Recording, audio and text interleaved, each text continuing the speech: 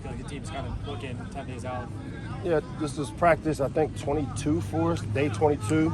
It was a competitive practice. Like the way we competed. Again, we're still installing things from a situational standpoint, but really happy with the way they're pushing through. You know, we're practicing in the heat of the day. We play early. Our first game is at noon, so we got to be prepared to play in this type of heat, and I like the way we came out today.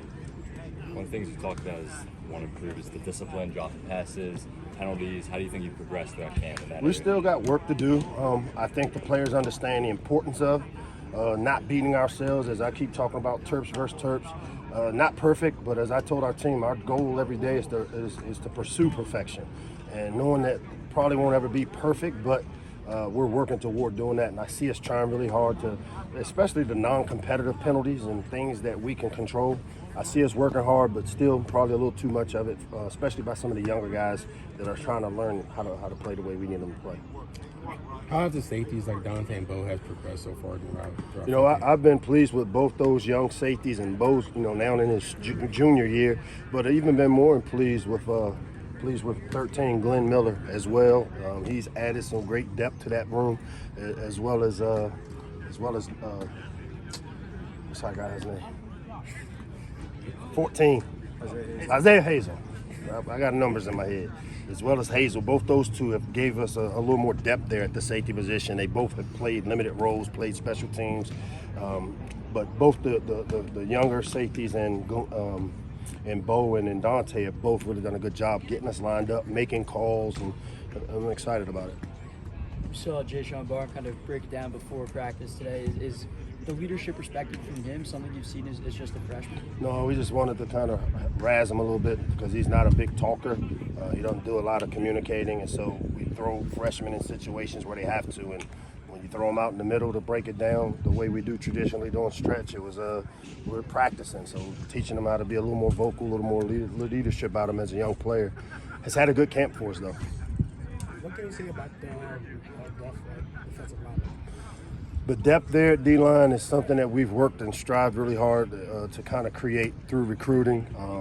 We feel like we got, 6, 7 deep with our interior D-linemen.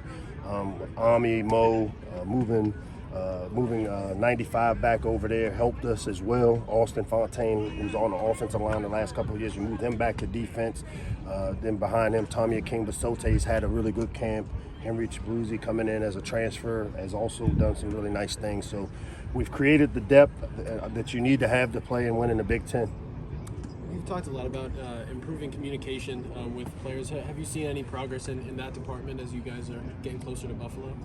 And when you talk about improving communication, offensively and defensively, just between players. Yeah, there's no doubt the veteran players that have been around here understand what it takes in terms of being vocal, number one, but making sure everyone's on the same page. And obviously certain positions play more of a role in doing that. I like the way we've progressed. Like I said, we've got some young players that understand, and with Dante and Bo being on the back end, our quarterback is really important for him, as well as our center, and we've gotten a really good job out of Jahari Branch. Take 2 more for Coach. Have you seen the running back battle progress in the last couple of weeks? I mean, they each have done some really good things. We've got 4 good running backs, and we'll try to figure out how we want to use them as we start preparing for Buffalo, which we started that prep 2 practices ago, where we've implemented a little bit of our game plans with each practice to give us a jump start on them. With all 4 of those guys, they've showed the capabilities of being big play players for us. As I've said before, the key is how they play without the football, protecting our quarterback in the passing game. And a guy like Roman Hemby's really jumped out. I've been happy with Antoine Littleton's progression. Kobe's been nicked up a little bit, but he's done some really good things. And then number 8, the freshman, has come in and has really added to that room as well. You talk about getting ready for Buffalo. What's it like switching into game week for them? Obviously, you've been practicing against each other for about a month here, but finally getting to flip the switch into facing another team. I think the biggest thing for us is, as I told our team Monday after our last big scrimmage, is now we start to come together, because what typically happens on training camp, it gets really competitive where the red is versus the white, and you get a lot of smack talk besides both sides of the ball. Well, now I said this is where we have to start coming together as a team, and so we're still doing some competitive good-on-good situations, but we've also been able to steal a couple of days of Buffalo and getting our base game plan stuff in. So the coming together is the important piece, where now leadership doesn't have to come from just that side of the ball. You see red shirts leading on the other side. You see the white shirts leading the whole team, and that's what we've got to have. Thanks, Coach. Thanks, guys. Appreciate y'all.